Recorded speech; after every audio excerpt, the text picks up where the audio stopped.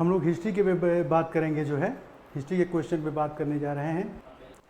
भारतीय राष्ट्रीय कांग्रेस के पहले सत्र के संदर्भ में निम्नलिखित कथनों पर विचार कीजिए।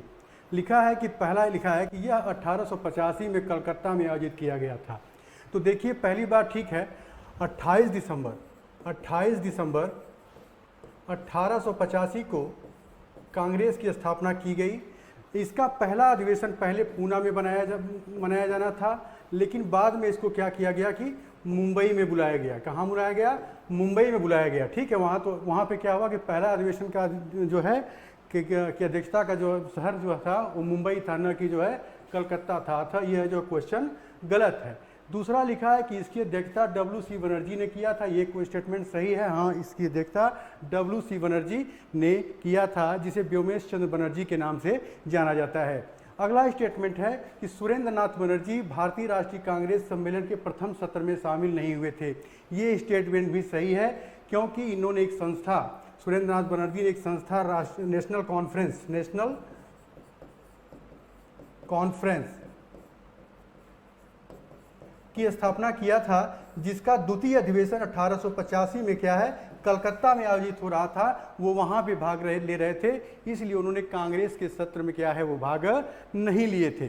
ठीक है, तो पहला स्टेटमेंट आपका कि 1885 में कलकत्ता में आयोजित किया गया था गलत है, क्योंकि जो है कि प्रथम अधिवेशन जो है मुंबई में गठित किया गया था। उसकी अध्यक्षता WC बनर्जी ने किया था, और जो है सुरेंद्र नाथ बनर्जी ने उसमें भाग लिया था। तीनों स्टेटमेंट जो है आपका सही है।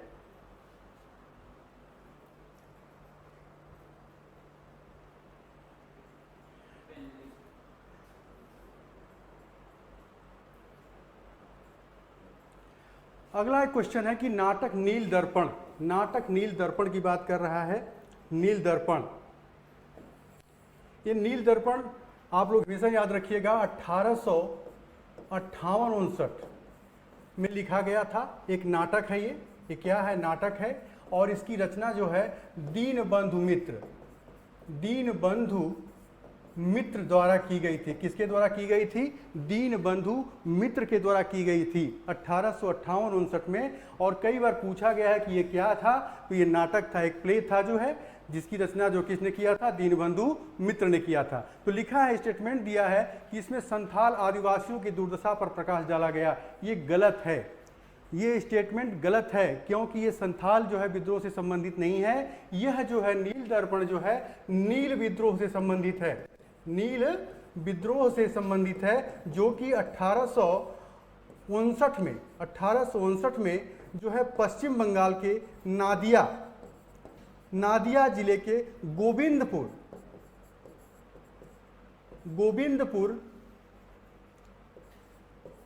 तालुके में हुआ था। ठीक है, तो इसका संबंध जो है नील दर्पण का संथाल विद्रोह से नहीं होके नील विद्रोह से है। अगला स्टेटमेंट लिखा है कि यह बंकिम चंद्र चटर्जी द्वारा लिखा गया था। यह स्टेटमेंट भी गलत है, क्योंकि दीनबंधु मित्र के द्वारा लिखा गया था। दीनबंधु मित्र के द्वारा लिखा गया था, जबकि बंकिम चंद्र चटर्जी ने आनंद मठ नामक उपन्यास की रचना की थी, जो कि सन्यासी विद्रोह से संबंधित है। किससे संबंधित है? सन्यासी विद्रोह से संबंधित है। इसी आनंद मठ की रचना जो है बंकिम चंद्र चटर्जी ने 1876 में की थी, और इसी में 1882 में उन्होंने क्या किया? वंदे मातरम को शामिल किया। वंदे मातरम को आनंद मठ में ही उन्होंने 1882 में शामिल किया। तो एक याद रखिएगा कि आनंद मठ का संबंध बंकिम चंद्र चटर्जी से है, न कि नील दर्पण का। नील दर्पण का संबंध किससे है? जो है दीनबंधु मित्र से है। अतः यहाँ पे क्या है, यहाँ का उत्तर क्या होगा? इसमें केवल दो, हाँ, इसमें कोई न तो एक न तो दो, कोई भी विकल्प इसमें सही नहीं है।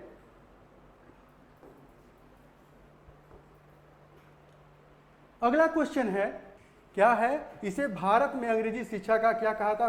मैग्ना कार्टा माना जाता है। यह सामूहिक शिक्षा पर जोर देने वाला पहल था, और शिक्षा प्रणाली के व्यवस्थित पदानुक्रम की सिफारिश की गई है। इसमें उपयुक्त कथन जो है का सबसे अच्छा वर्णन निम्नलिखित में से कौन सा होता है? तो सबसे बढ़िया बात है कि वुड्स का डिस्पैच है, ये जो है 1854 में आया था।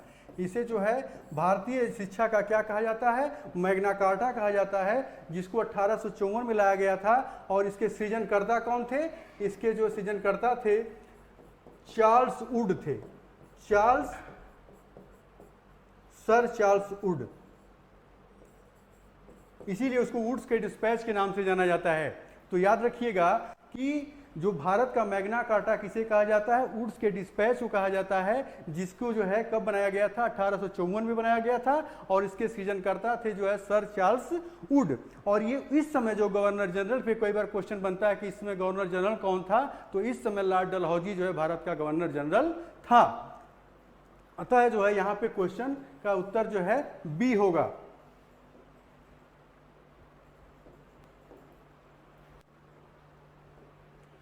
अगला क्वेश्चन है कि कांग्रेस के निम्नलिखित अधिवेशनों में से पहला यूरोपीय अध्यक्ष कौन था। ठीक है, पहला यूरोपीय अध्यक्ष कौन था। क्वेश्चन क्या है कि कांग्रेस के निम्नलिखित अधिवेशनों में से पहला यूरोपीय अध्यक्ष कौन था। तो याद रखिएगा मद्रास सत्र जो 1887 में हुआ था, इसकी अध्यक्षता जो है बदरुद्दीन तैयब जी ने किया था। कौन किया था, बदरुद्दीन तैयब जी ने किया था। और ये कांग्रेस के प्रथम मुस्लिम अध्यक्ष थे। हमेशा याद रखिएगा क्वेश्चन बना हुआ है कि जो है प्रथम मुस्लिम अध्यक्ष कांग्रेस का कौन था, तो बदरुद्दीन तैयब जी थे। तो मद्रास सत्र की अध्यक्षता कौन किया था, बदरुद्दीन तैयब जी ने किया था, जो कि 1887 में आयोजित किया गया था। इलाहाबाद सत्र की बात अगर करें तो इसकी अध्यक्षता जो है कौन किया था, जॉर्ज यूले ने किया था। जॉर्ज यूले ने किया था इलाहाबाद सत्र की जो है 1888 में जो अधिवेशन किया गया था, उसकी अध्यक्षता जॉर्ज यूले ने किया था। और कलकत्ता सत्र की अगर बात हम करें तो फिरोज शाह मेहता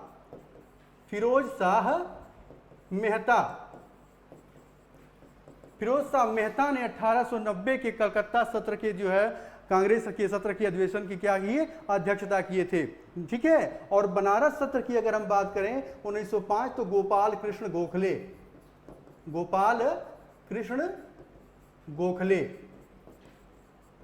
ठीक है, अतः आपका उत्तर क्या होगा यहाँ पे बी। इलाहाबाद सत्र 1888 के कांग्रेस अधिवेशन की अध्यक्षता कौन किया था, जॉर्ज यूले, जो कि प्रथम यूरोपीय थे। अगला क्वेश्चन है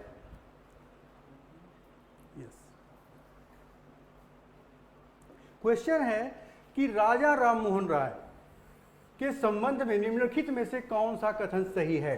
ठीक है, कौन सा कथन सही है पूछ रहा है। और आप जानते हैं कि राजा राममोहन राय ने 1828 में एक समाज ब्रह्म समाज की स्थापना की थी। किसकी स्थापना की थी, ब्रह्म समाज की स्थापना की थी। कब की थी, 1828 में। तो पहला स्टेटमेंट दिया हुआ है कि उन्होंने कलकत्ता में संस्कृत कॉलेज की स्थापना का विरोध किया।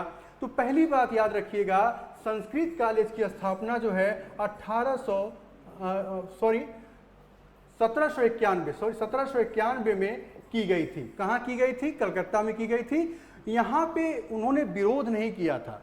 राजा राममोहन राय ने संस्कृत कॉलेज की स्थापना का विरोध नहीं किया था। उन्होंने बल्कि जो है डेविड हेयर के साथ मिलकर जो है इसकी जो है स्थापना में सहयोग किया था। तो ये स्टेटमेंट गलत है। वह वेदांत दर्शन की तर्क संगतता में विश्वास करते थे। यह जो है लाइन, यह कथन जो है सही है।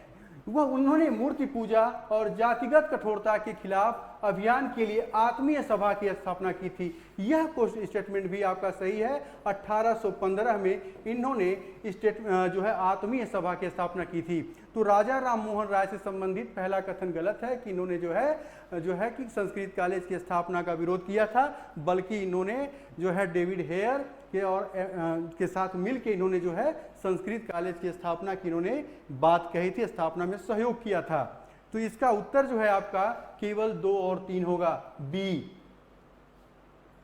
अगले क्वेश्चन पे चलते हैं हम लोग। निम्नलिखित में से लिखा है कि निम्नलिखित में से कौन एज ऑफ कंसेंट विधेयक पारित होने से जुड़े थे।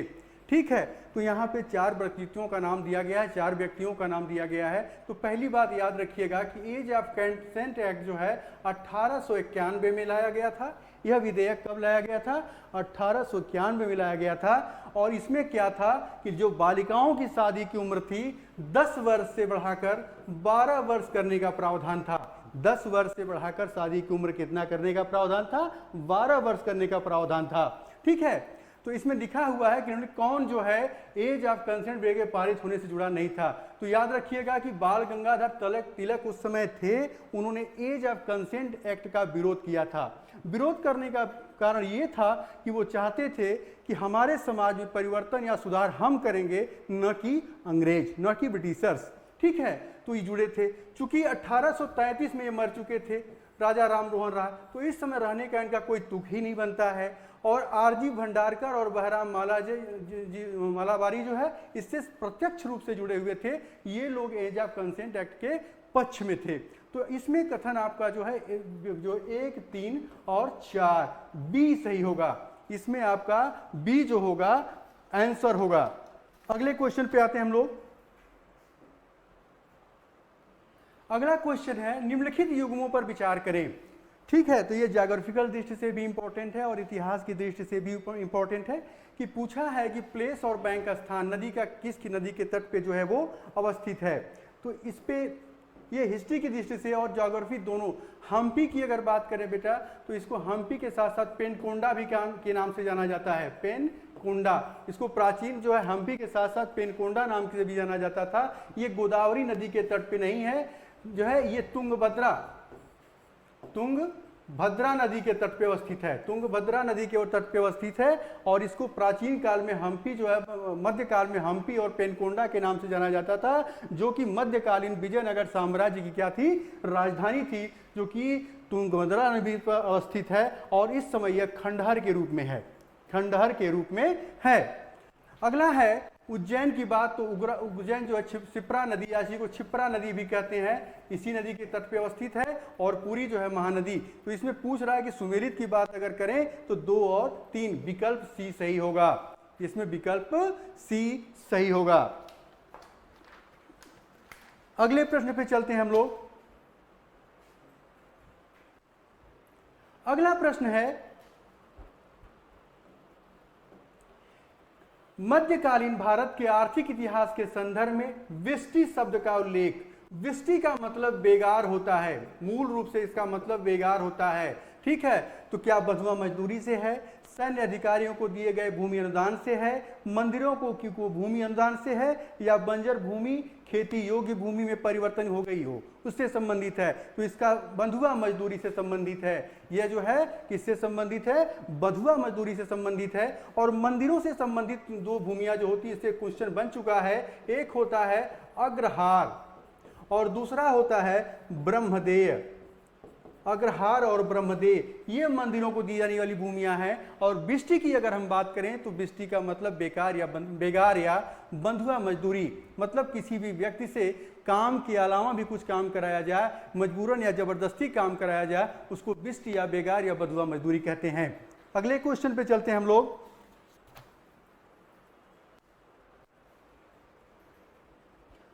वह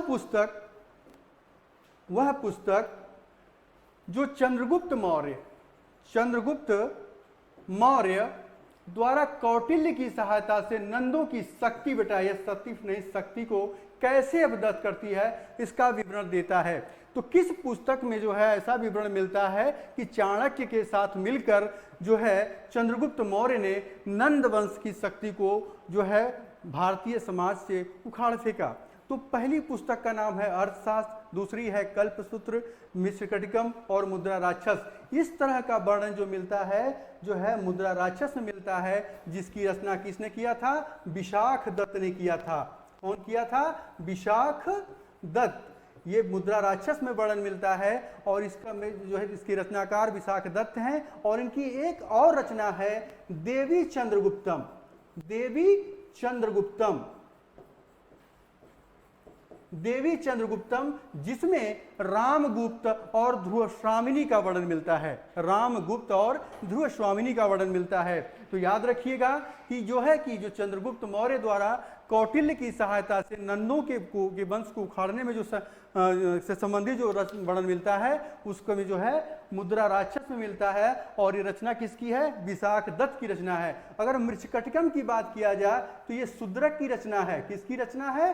शूद्रक की रचना है। और इसका मतलब होता है मिट्टी की गाड़ी या मिट्टी की इक्का गाड़ी। ठीक है।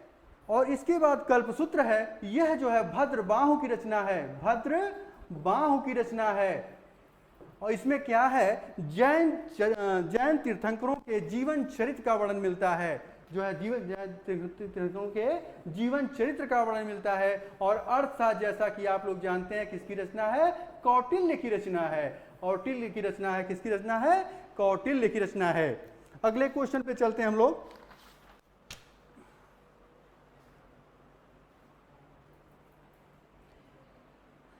क्वेश्चन है कि जैन धर्म में विश्वास था, अर्थात जैन धर्म किस में विश्वास करता था?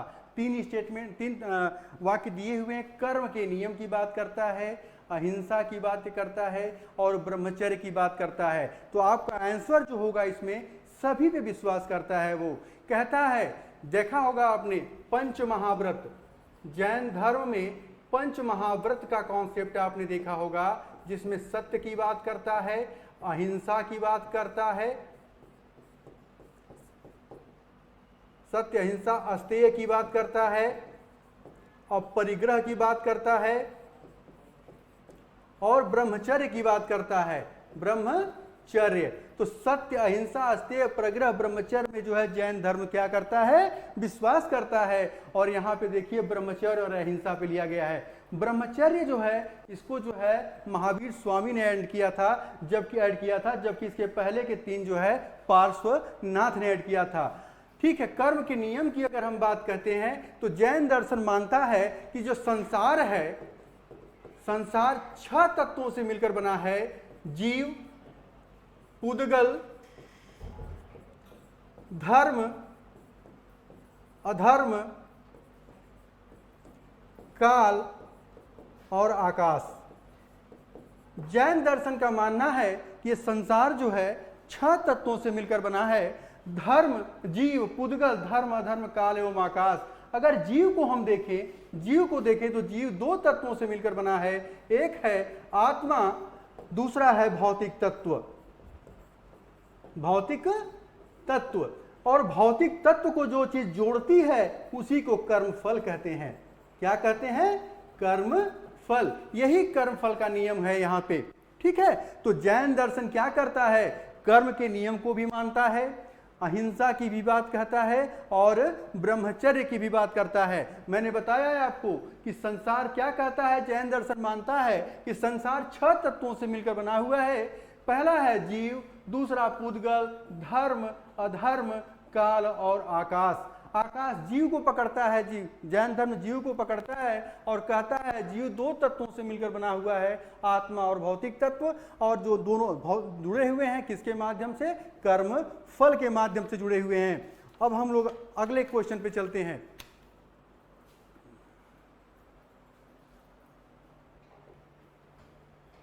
अगला क्वेश्चन है कि संगम और वैदिक ग्रंथों के संदर्भ में निम्नलिखित कथनों पर विचार करें। लिखा है कि वैदिक और संगम दोनों ग्रंथ धार्मिक प्रकृति के हैं। गलत। ये गलत स्टेटमेंट है, आप लोग भी जानते हैं, सामान्य क्वेश्चन है। और वैदिक ग्रंथों के विपरीत संगम ग्रंथ राजनीतिक और आर्थिक जीवन के बारे में लोगों को के विषय में कोई जानकारी नहीं देते। गलत। सामाजिक और आर्थिक दोनों देते हैं। ठीक है। याद रखिएगा इन चीजों को। तो ये भी क्वेश्चन गलत है। अर्थात ये जो है आपका उत्तर इसका डी होगा। 84 का आपका क्वेश्चन का उत्तर जो होगा डी होगा। अगला क्वेश्चन है, लिखा हुआ है कि प्रारंभिक वैदिक साहित्य में वर्णित सूक्त का वर्णन करते हैं। क्या सूक्त का? सुक्त से क्या संबंधित है, किससे संबंधित है? तो देवी देवताओं की स्तुति में भजन, बलिदान का प्रदर्शन, युद्ध में पकड़े गए गुलाम और विभिन्न अनुष्ठानों को करने वाले पुजारी। तो याद रखिएगा, जो विभिन्न अनुष्ठानों को पुजारी करते थे वो पुजारी भी नहीं थे, युद्ध में पकड़े गए गुलाम भी नहीं होते थे, बलिदान का प्रदर्शन भी नहीं होता था, अर्थात इसमें जो है देवी देवताओं की स्तुति। जैसा ने आपने देखा होगा कि ऋग्वेद, अगर ऋग्वेद की बात हम करें तो हमने कहा है कि इसमें 10 मंडल हैं, 10 मंडल हैं और 1028 सूक्त हैं। सूक्त, देखिए सूक्त आया ना, तो ये सूक्त का मतलब यही है देवी देवताओं का भजन। आपने देखा भी होगा कि जो ऋग्वेद में इंद्र पे जो है 250 सूक्त लिखे गए हैं, 250 सूक्त है। अग्नि पे अगर आपने देखा होगा तो लिखिएगा जो 200 सूक्त लिखा गया है। सोम की अगर बात करें हम लोग तो 143 लिखा गया है, और वरुण की बात अगर हम करें तो उन पे जो है 47 सूक्त लिखे हुए हैं। तो सूक्त का मतलब देवी देवताओं की स्तुति या भजन से होता है। अगला क्वेश्चन है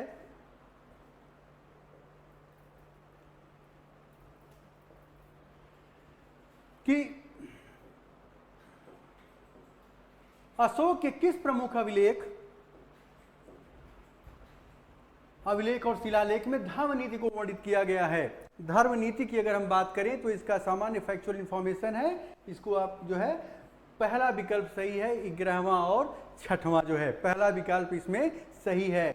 जो है अभिलेख और शिलालेख की अगर बात करता है और किसमें धर्म की बात की गई है तो 11वां और 6वां जो है अभिलेख सही है। अगले क्वेश्चन पे चलते हैं हम लोग। लिखा है, अगला स्टेटमेंट है, क्वेश्चन है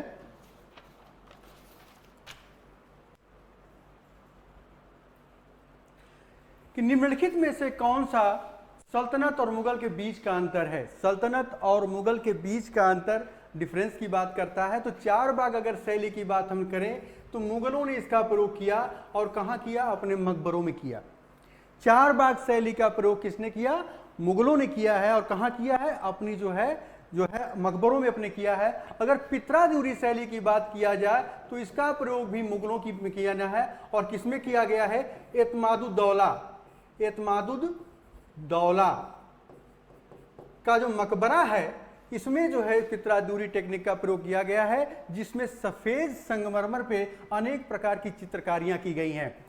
और देखा जाए लाल बलुआ पत्थर का उपयोग तो मुगल और सल्तनत, दिल्ली सल्तनत दोनों ने इसका प्रयोग किया है। अर्थात देखा जाए तो उत्तर 1 और 3 सही होगा, बी सही होगा, सॉरी 1 और 2 सही होगा, डी सही होगा। इसमें 1 और 2 सही होगा। अगले क्वेश्चन पे चलते हैं हम लोग। क्वेश्चन है रैयतवाड़ी बंदोबस्त के संदर्भ में निम्नलिखित कथनों पर विचार करें। तो पहला स्टेटमेंट रैयतवाड़ी का मतलब ये होता है, बेटा रैयतवाड़ी के विषय में कुछ जान लीजिए कि पहली बार इसका प्रयोग जो है, इसका यूज जो है 1792 में कैप्टन रीड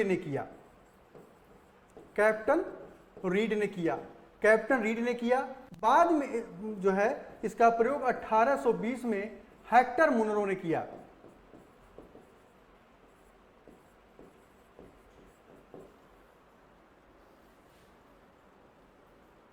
टॉमस मुनरो इसको कर लीजिएगा, टॉमस मुनरो ने।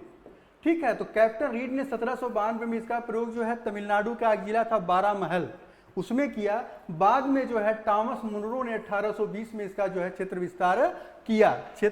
विस्तार किया। और देखेंगे ब्रिटिश काल में 51% हिस्से पे ये क्या इसका क्षेत्र विस्तार है रैयतवाड़ी का था। तो लिखा है कि कृषकों को उसके भूखंड के मालिक के रूप में मान्यता दी जाती थी। ठीक है, ये स्टेटमेंट सही है, क्योंकि रैयत का मतलब ही होता है किसान, रैयत का मतलब किसान होता है। और ये समझौता डायरेक्ट किसानों के साथ किया गया था, किसी और जमींदार वगैरह से जो है या महाल से नहीं किया गया था। दूसरा इसका मैटर है लिखा हुआ स्टेटमेंट, इस प्रणाली के तहत समझौता अस्थायी नहीं किया गया था। सच है, ये भी सही है। सही ये है कि 20 से 30 वर्षों के लिए इसमें क्या है कि जो समझौता किया जाता था रैयतों से या किसानों से 20 से 30 वर्षों के लिए किया जाता था। ठीक है, अगला स्टेटमेंट दिया है कि यह पंजाब और उत्तर पश्चिम ये गलत स्टेटमेंट है। यह जो है पंजाब और उत्तर पश्चिम में महालवाड़ी व्यवस्था थी, ठीक है, महालवाड़ी व्यवस्था थी। अतः इसमें आपका जो क्वेश्चन का उत्तर होगा 1 और 2 सही होगा, अर्थात ए सही होगा, ए सही होगा। अगला क्वेश्चन है, लिटन के समय में निम्नलिखित में से कौन सा कार्य हुआ? लिटन के समय में निम्नलिखित में से कौन सा काम हुआ? तो देखिए बेटा, लिटन के समय में 1877 में देखा जाए तो दिल्ली का दरबार हुआ। वर्नाक्यूलर प्लेस एक्ट 1878 में आता है। भारतीय विश्वविद्यालय अधिनियम जो है 1904 में आता है। आधिकारिक राज अधिनियम जो है आपका 1889 में आता है, 1889। और जो है शस्त्र अधिनियम 1878 में आता है।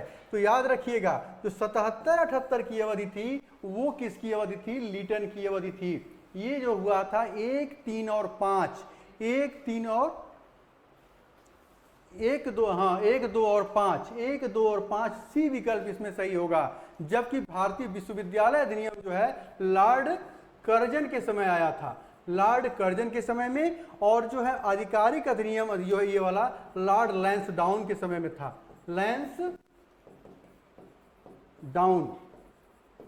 लैंसडाउन के में था, ठीक है। अतः इसमें जो है 1, 2 और 5 सही होगा, अर्थात विकल्प सी सही होगा। अगले क्वेश्चन पे चलते हैं हम लोग। हाँ, अगला क्वेश्चन है कि लॉर्ड वेलेजली के संदर्भ में निम्नलिखित कथनों पर विचार करें। लॉर्ड वेलेजली के से संबंधित निम्नलिखित कथनों पर विचार करना है। पहला लिखा है कि वह भारत में सहायक संधि या गठबंधन की प्रणाली का उपयोग करने वाला प्रथम यूरोपीय गवर्नर जनरल था। यह स्टेटमेंट गलत है, क्योंकि पहली बार ऐसी नीति का प्रयोग किया था डुप्ले ने किया था, जो कि एक क्या था?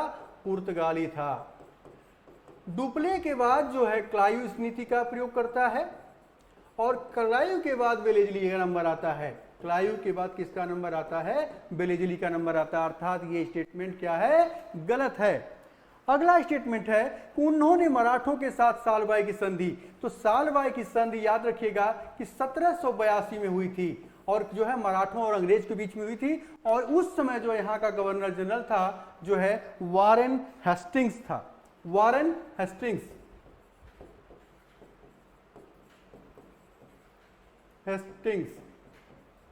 वारेन हेस्टिंग्स था। तो ये भी स्टेटमेंट आपका जो है गलत हो गया। अगला स्टेटमेंट है उन्होंने प्रशासन में सुधार किया और नागरिक सेवाओं की शुरुआत की। तो जो प्रशासन में एडमिनिस्ट्रेटिव चेंजेज आए या सिविल सर्विसेज वगैरह की बात की गई, तो ये कार्नवालिस की देन है, न कि वेलेजली की। कार्नवालिस, लॉर्ड कार्नवालिस की देन है, न कि वेलेजली। अर्थात तीनों कथन जो है गलत हैं, अर्थात कोई भी सही इसमें नहीं है। अब हम लोग हिस्ट्री के लास्ट क्वेश्चन पे आते हैं। सामान्य क्वेश्चन है,